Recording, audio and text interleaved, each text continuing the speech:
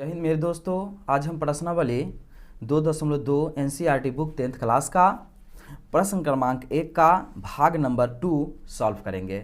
यदि आप भाग नंबर 1 नहीं देखे हैं तो प्लेलिस्ट में आप जाएंगे और वहां से आप देख लेंगे, क्योंकि प्रत्येक चैप्टर का प्रत्येक एक क्वेश्चन प्लेलिस्ट में बना हुआ है।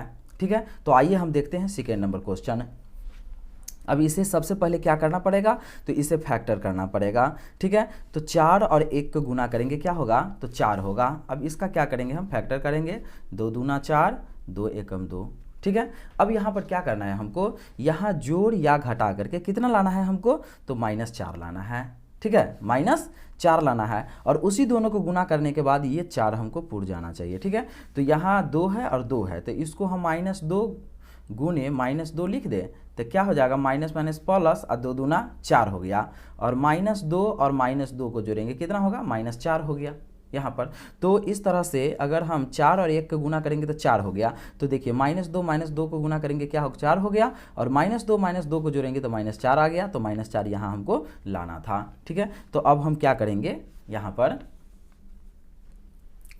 अब करेंगे 4s² -2s + 1 ऐसे हो गया। ठीक है, और इसका शून्यक निकालना है तो यहाँ हम क्या कर लेंगे, 0 लिख देंगे।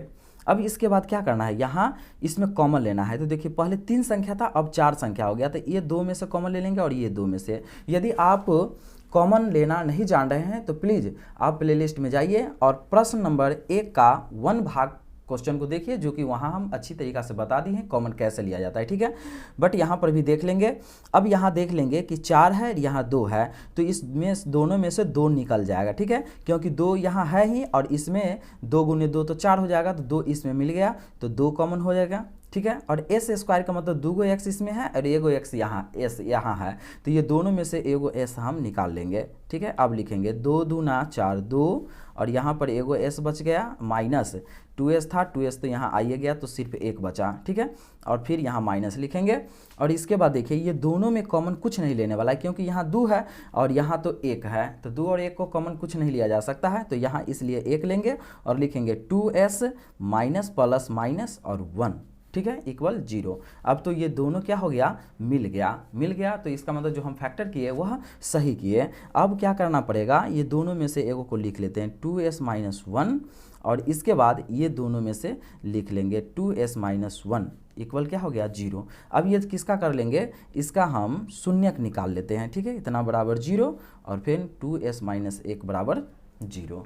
अब इसका शून्यक निकालेंगे तो यहाँ क्या लिखेंगे, 2s बराबर, यहाँ बराबर के बाएं साइड क्या है, माइनस में 1 है, दाएं साइड आएगा प्लस में हो जाएगा, तो s बराबर क्या होगा, 1/2।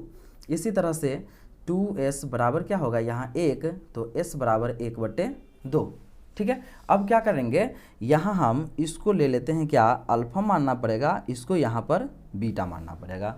ठीक है, क्योंकि हमको यहाँ पर अब जांचना है शून्यकों के योग से या शून्यकों के गुणांक से। ठीक है, तो फर्स्ट नंबर में हमको क्या है,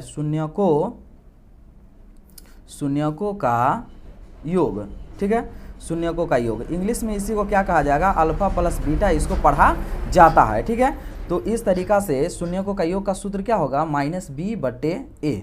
ठीक है, अब यहाँ अल्फा और बीटा तो यहाँ से पता हो गया, लेकिन ए बी कहाँ से पता होगा, तो देखिए ए बी हमको यहीं से पता करना है। ठीक है, ए बी हमको यहाँ से पता कर लेना है, तो देखिए इसमें ए का मान क्या हो जाएगा, 4 हो जाएगा।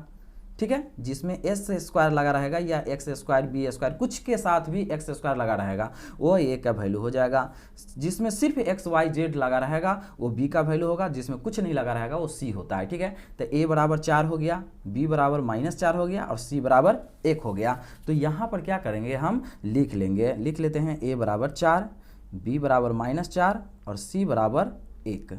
ठीक है, अब इसको हम क्या करते हैं, तो इस पर आसानी से बैठाते हैं। तो अल्फा का मान क्या हो गया, 1/2, तो लिखेंगे 1/2 प्लस बीटा का मान 1/2 बराबर, अब यहाँ क्या है, ये माइनस है फार्मूला वाला और b का मान कितना है, -4, तो लिखेंगे -4 और बट्टे इसका मान कितना आ गया, a का मान 4 है। अब इसको क्या करेंगे, बटा पर का जोड़ कर लेंगे तो एलसीएम क्या हो जाएगा, 2 हो जाएगा।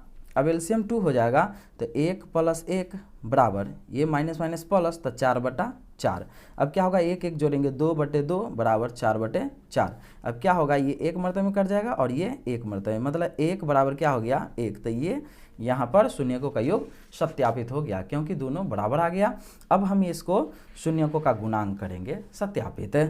दूसरा नंबर में होगा शून्यकों का गुणांक। ठीक है, शून्यकों का गुणांक को इंग्लिश में बोलेंगे अल्फा इंटू बीटा बराबर, इसका सूत्र होता है क्या, C/A। ठीक है, तो अल्फा और बीटा का वैल्यू तो हमको यहाँ से पता है, तो अल्फा और बीटा का वैल्यू कितना है 1/2 और बीटा का भी 1/2।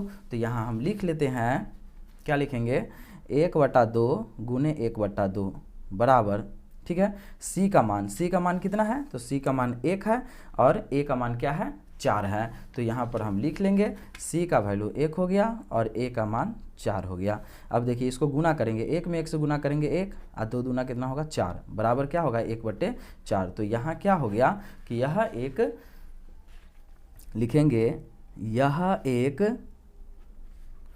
सत्य बहुपद है। ठीक है, तो दोस्तों आप लोग को अगर वीडियो अच्छा लग रहा है तो प्लीज़ चैनल को सब्सक्राइब कर लेंगे और अधिक से अधिक अपने मित्रों के पास क्या करेंगे, तो इसे शेयर कर देंगे।